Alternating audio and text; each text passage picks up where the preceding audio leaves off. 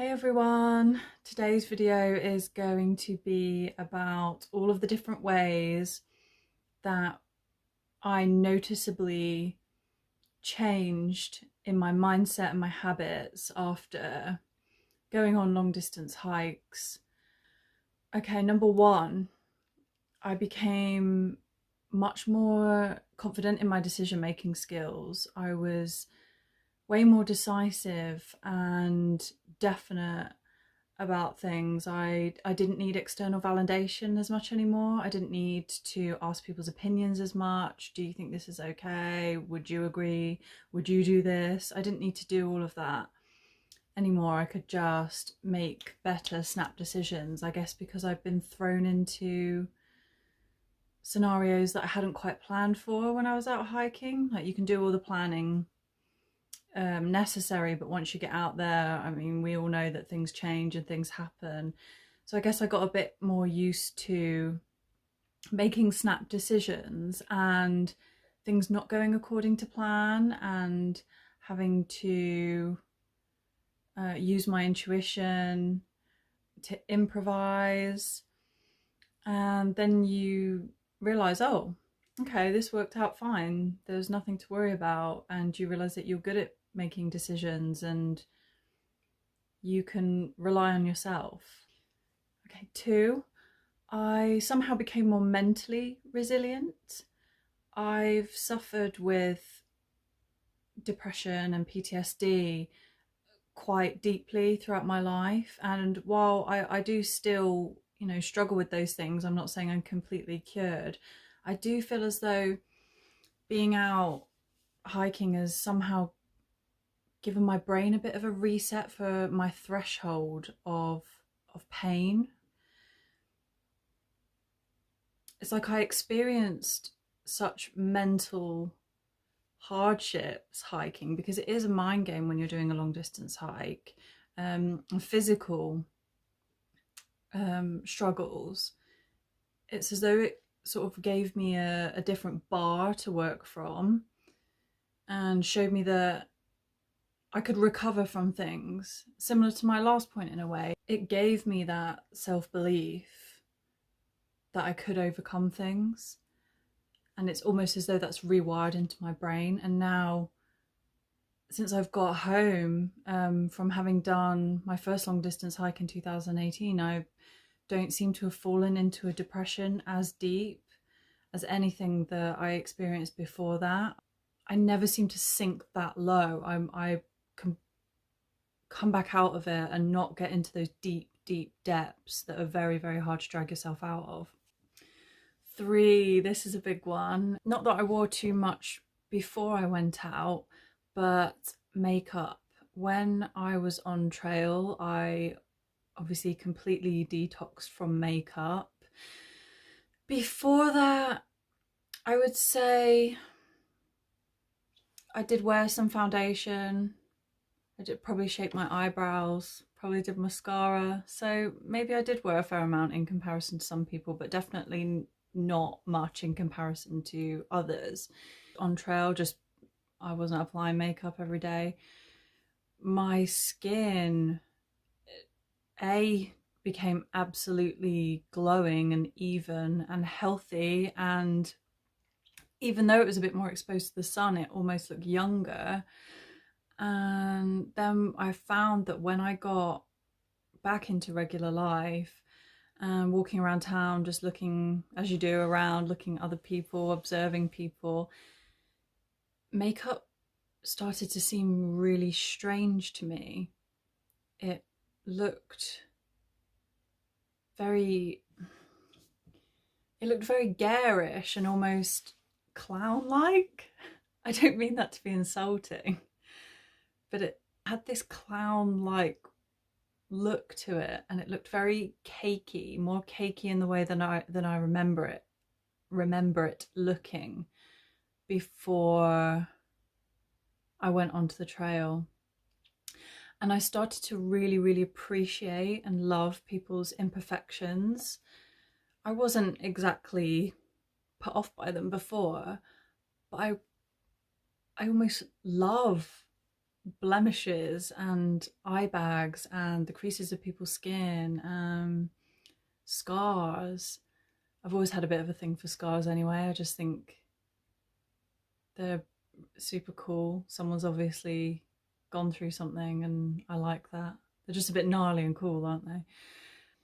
I started to appreciate makeup in a different way maybe, but to me it almost seems more like it's a performance art now, or it's a piece of art that someone creates, or potentially you think I want to dress up as a character on a special occasion. But everyday makeup to me, and just seeing people in the supermarket with a full face of makeup, just became a really bizarre concept. And it's something that I've never really worn since. Yeah, it's really changed my perception of makeup. Okay, number 4 is the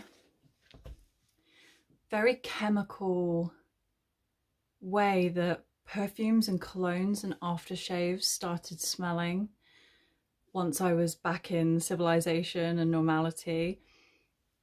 These smells were just all of a sudden so pungent and actually offensive sometimes. I'm coming across these men's aftershaves, especially for some reason, that I used to smell before and think, oh, that smells quite nice. But now they're just overwhelming. They smell so strong. It's like my sense of smell has become heightened, or probably not the other way around, that it's got dull, but it's probably something along the lines of, because I've been out with natural smells and experienced being in a place for a prolonged period of time that I have not smelt anything unnatural, these smells all of a sudden are really strong. I can deal with antiperspirant and some deodorant because it tends to be more of a powdery sort of cottony smell, but even some of those is such a false smell. It can be a little bit off-putting or sickly. Body odor doesn't really bother me too much now. It's almost like a musky smell that doesn't...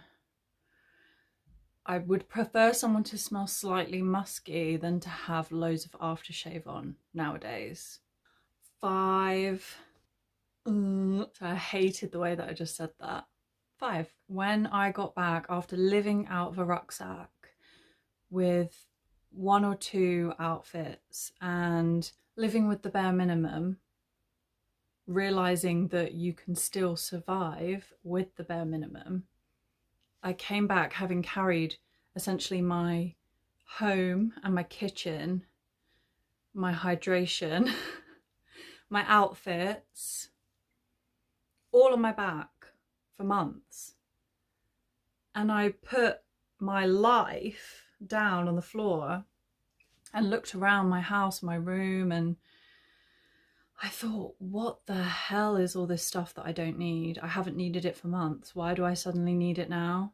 So I purged like crazy. I threw out so much. Well, I didn't throw it out. I took it to recycling place or charity shop, or I tend to try and give clothes to homeless people that I see on the streets. So it goes directly to them. But I could not believe the amount of things that I'd accumulated over the years.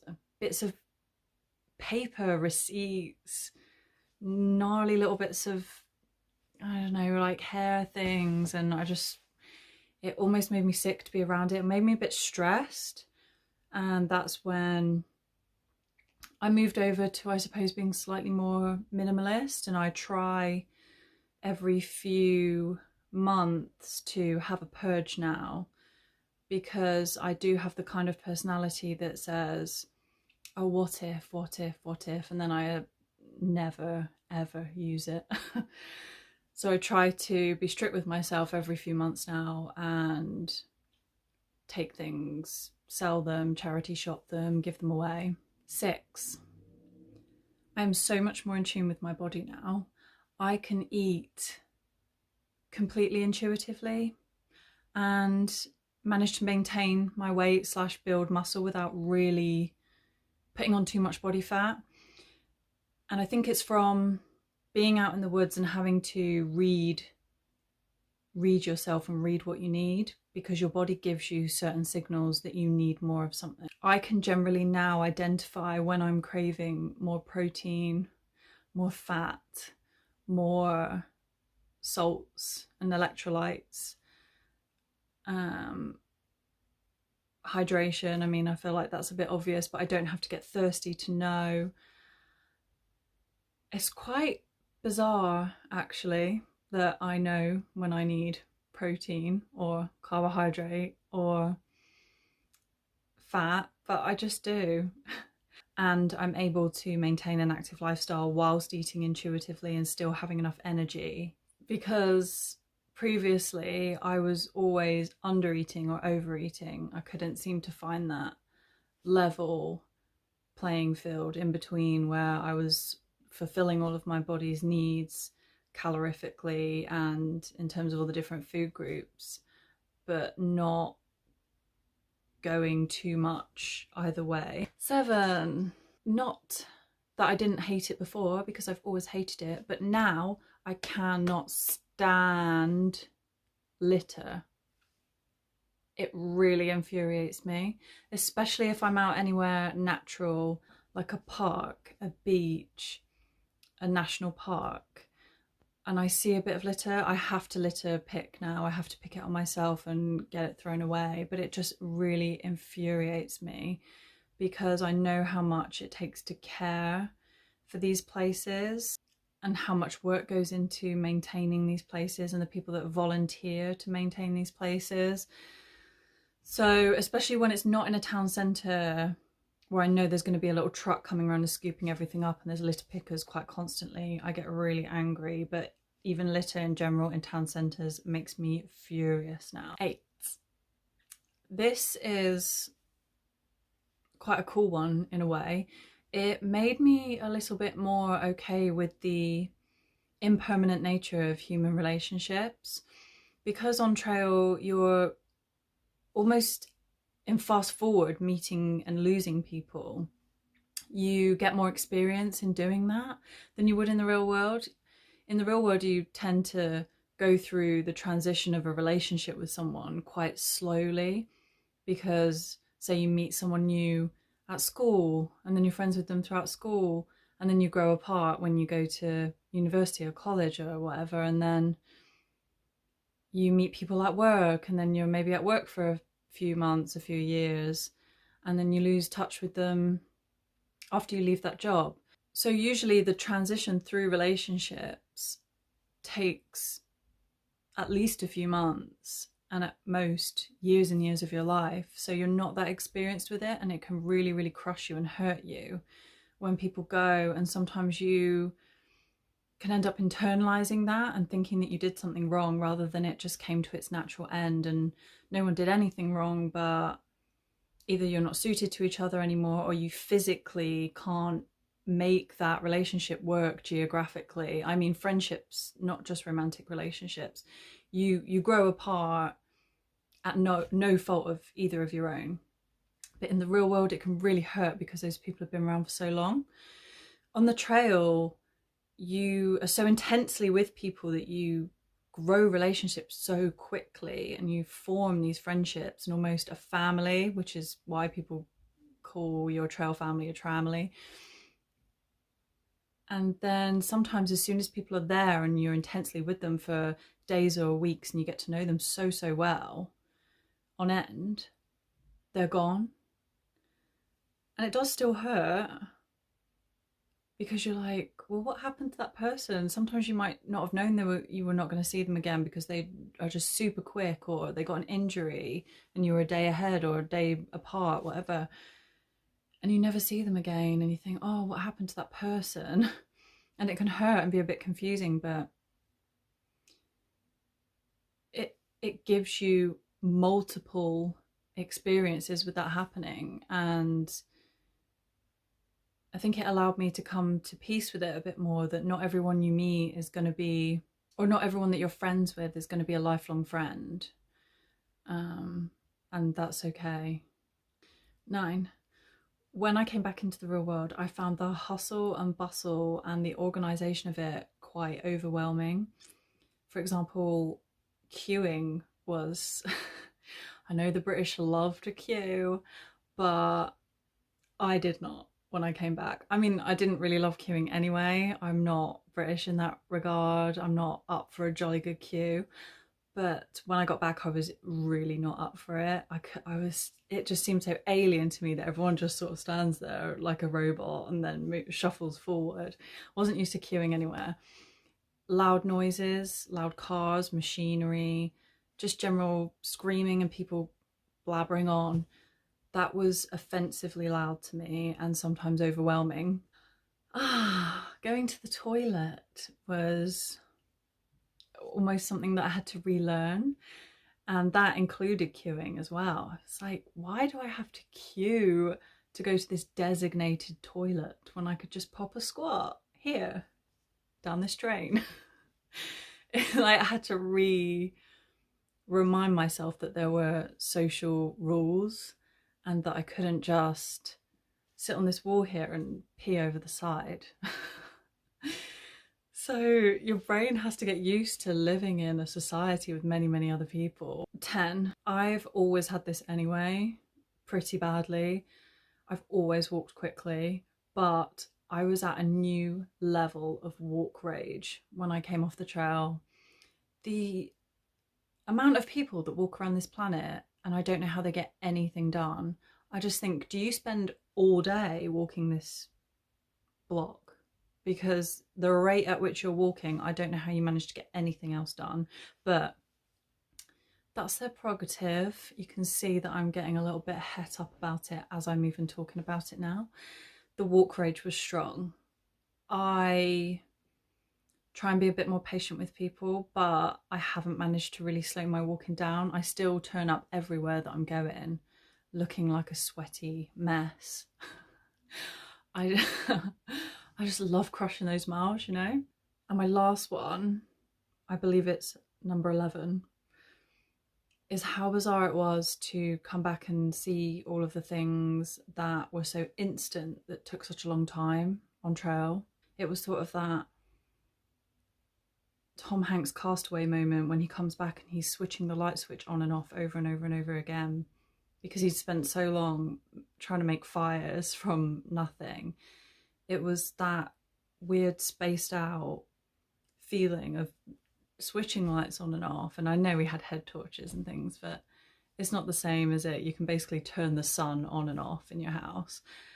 And being able to drink water straight away, being able to wash all the time, all of those things that we take for granted every day, that on trail is so much more difficult. And you come back and you think, wow, we have it so simple and easy with all of these things that we've developed.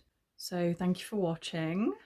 Are there any suggestions that you have about things that you experienced once you got off trail? Or similarly, are there things that once you were on trail, as the weeks and the months went by, you felt something shift in your mentality that changed things for you?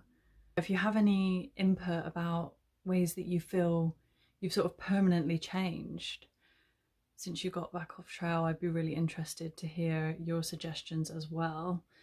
If I think of any others, I'll add them into the description. I hope I haven't forgotten anything.